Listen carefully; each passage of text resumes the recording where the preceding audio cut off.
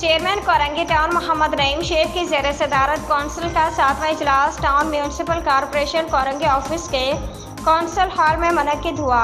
اس موقع پر vice chairman Korangi town Zareen Awan, municipal commissioner Korangi town Ghulam Farid, director council Abdullah Shah اور کورنگی ٹاؤن کے تمام یوسیز کے وائس چیئرمینز، خاتون کونسلرز اور کورنگی ٹاؤن کے دیگر محکمہ جاتی افسران بھی موجود تھے۔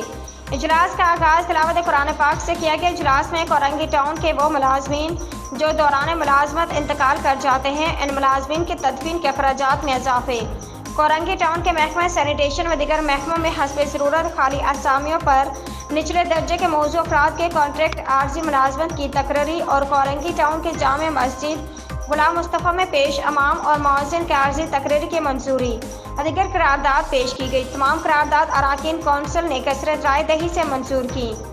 چیئرمین کورنگی ٹاؤن محمد نعیم شیخ نے کہا کہ صفائی و ستھرائی اور سرسبز ماحول کے قیام کے حوالے سے اقدامات جاری ہیں۔